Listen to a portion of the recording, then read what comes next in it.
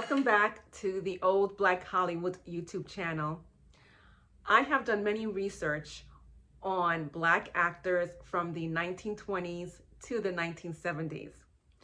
I have learned so much about them, and I'm so excited, as always, to share the information that I gathered with my YouTube followers. Now, there's one actress in particular that I did research and did mention, but I didn't go into full detail about her. And that actress is Madame Sul-Te-Wan, born September 12, 1873, as Nellie Conley. She was actually a pioneer vaudeville actress. Her dream was always to be in film. But when she moved to California with her husband and 3 sons, that changed until 2 years after living in California, her husband deserted her, leaving her with no money, no assistance, with nothing. So she thought about acting again, and she made sure she worked really hard to network and get to know people that will help her get into film. And she did. She met with D.W. Griffith. He was a big-time producer during those early 1920s. And he did produce and direct a controversial film, which was called Birth of a Nation in 1915. And guess who starred in it? Yes, Madame Sul-Te-Wan.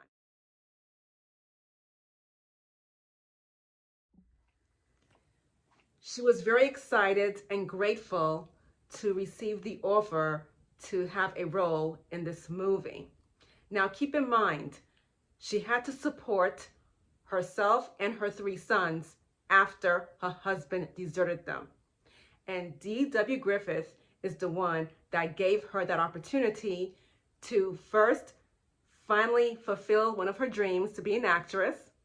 And the second one is to financially support her family. And he did that for her.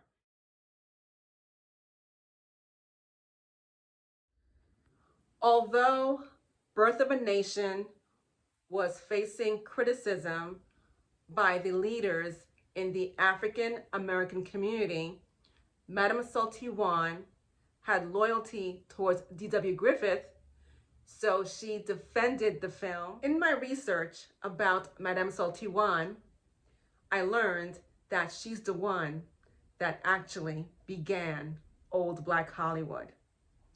Now, in Bright Boulevard's The Story of Black Hollywood, Bold Dreams by Donald Bogle, he writes, "Among the old-timers, the story went like this. A woman known to everyone as Madame came to California from Kentucky with her children and her husband.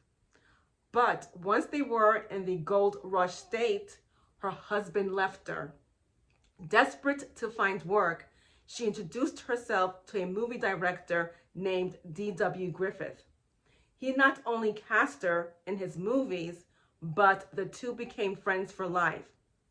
And with this woman called Madame Sul-Te-Wan, Black Hollywood began."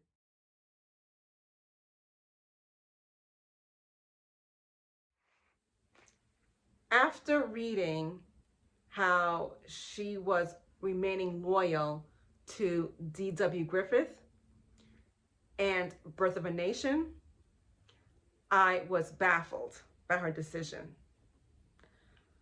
But we know 2 things for sure. One, she always wanted to be an actress.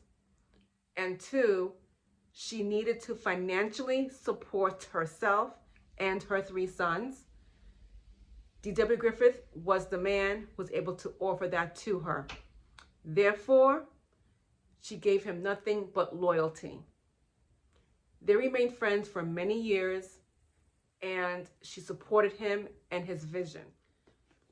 I would like to read what was written in her own words. And once I read it to you, you're going to see how loyal she was to this man. "Why, I love that man," referring to D.W. Griffith. Oh my God, yes, Sul-Te-Wan said. If my father was living and was going to be drowned, and Mr. Griffith was going to be drowned, and they say now, Madame, there's two men out there in the water, and it's possible you could save one of them, but you can't save but one. I'd step on my dad's back to get solid foundation to drag D.W. Griffith out. So, in her own words, she's letting people know how much she was very fond of this man. I enjoyed reading about Madame Sul-Te-Wan. I find her journey to Hollywood to be very interesting. She did go through a lot and she persevered. So I'm not judging her for a decision to remain loyal to D.W. Griffith and Birth of a Nation. I would love for you to share your thoughts by commenting below about Madame Sul-Te-Wan, and hopefully you'll get to research her yourself. And hopefully you will share with me what you also learned about Madame Sul-Te-Wan. Thank you for tuning in to Old Black Hollywood YouTube channel.